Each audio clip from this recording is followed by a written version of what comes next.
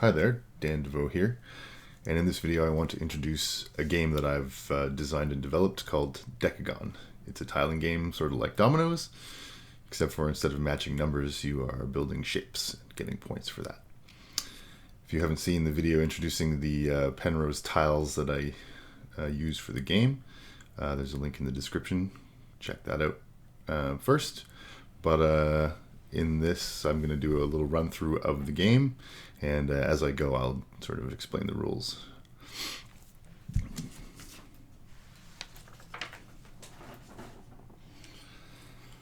There are only two different tiles in the game, a thick rhombus and a thin rhombus, and they always have exactly the same pattern on them.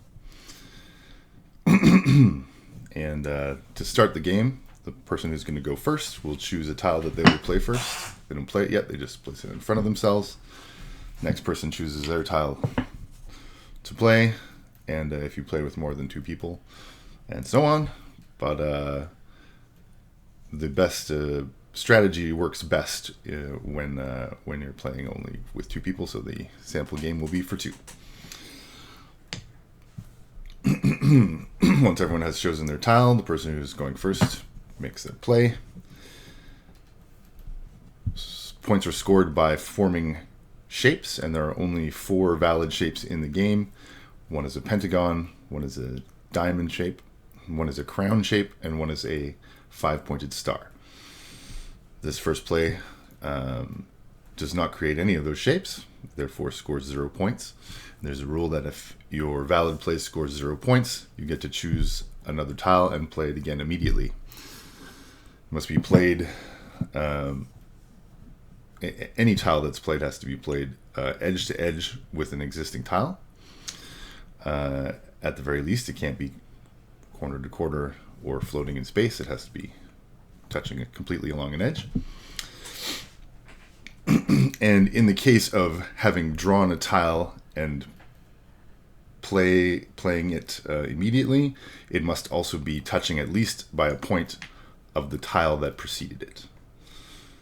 In this case, there's sort of no choice. But once again, we're starting to form a pentagon here, but it's not complete, so that play would also have scored 0 points, thus allowing the player to choose another tile and play it immediately. Once again, next to at least touching by a point the previous tile, which is this one. They're going to play here. This now scores points. The thick tiles have a complete shape on them, so they automatically score points, which means that's the end of tile play for this turn, and we're just going to score the points. Shapes are worth number of points equal to the number of tiles that shape is formed by. So this pentagon on a single tile is worth 1 point, and this pentagon printed on 3 tiles is worth 3 points. There's an additional rule in Decagon for scoring, that if you have a star played on a shape that is being scored, and that star was played in this round, which it was played on this tile, then that shape scores double the number of points. So in this case, we have 1 point for the shape on a single tile, times 2 for the star is 2 points, plus 3 for this shape with no stars is a total of 5 points for that play. Final task before ending their turn, player 1 chooses the tile they will play on their next turn. Play then passes to player 2. Player 2 is in an interesting situation in that there are no valid plays for them to make with the tile that they have to play with. And this is the reason why, even though this forms a shape and matches along the edges, pardon me, there's no tile that can be played here because this corner is not forming one of the shapes that's allowed in the tiling pattern, which is, it's not a pentagon, diamond, crown, or 5-pointed star. So that renders this not a valid play. This is exactly the same situation. And finally, in this position, while there's a valid shape being formed, a diamond, we'll find that in this game the only valid way to form a diamond is like this, with two thick tiles and a thin tile. The reason being is that there's no shape that fits, no tile that will fit here to complete the diamond shape, which renders this also not a valid play. Therefore, because they have no valid opposite side is exactly the same, it's just a mirror image.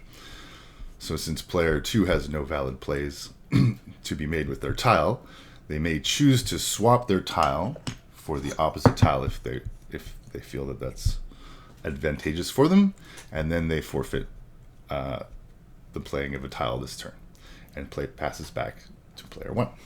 Player 1 will complete a pentagon here, as well as playing a new single pentagon for 1 times 2 is 2, plus this shape formed on 2 tiles is worth 2 points, a total of 4, added to their previous 5 is a total of 9 points.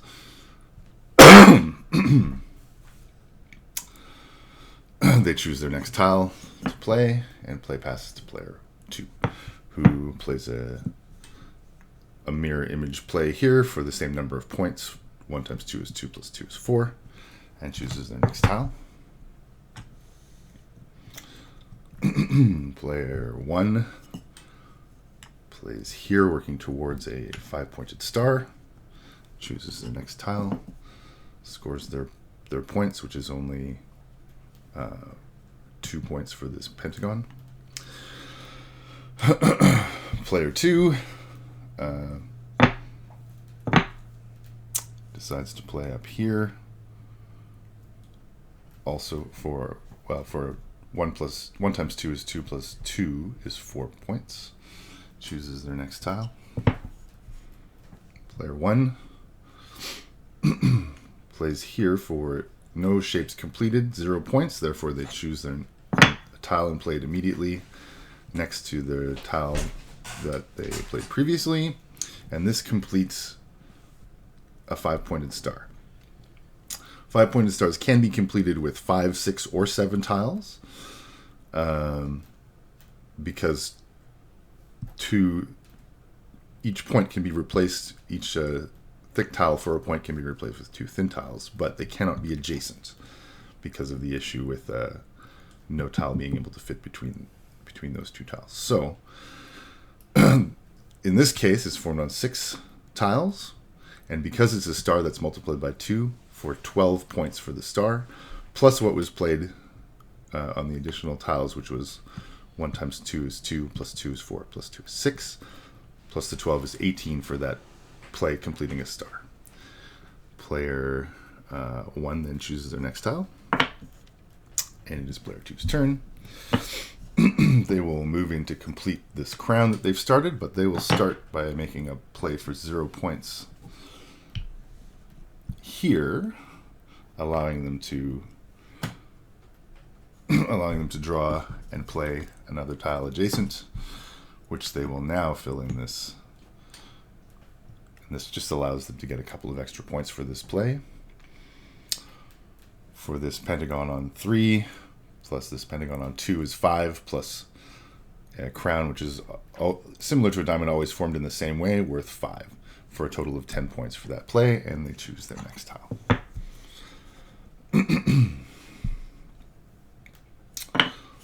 Player 1 will play here for 0 points, drawing a tile and completing another crown shape.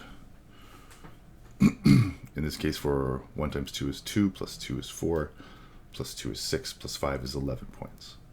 And they choose their next tile. Player 2 plays down here, chooses their next tile. Their score 1 times 2 is 2, plus 2 is 4 for that play. Player 1 makes a similar move as they did last time, playing for 0 points, then choosing a tile and playing here. This scores 1 times 2 is 2, plus 2 is 4, 2 is 6, 3 is 9, and 5 is 14. And you'll notice we're close to completing this sort of compound shape, which just requires one thick tile further to produce a decagon. So that's what player 1 will aim for, hoping player 2 doesn't notice. They've kind of got a plan they're working on, so they play here. For 1 times 2 is 2, plus 2 is 4, plus 3 is 7 points. Choose their next tile.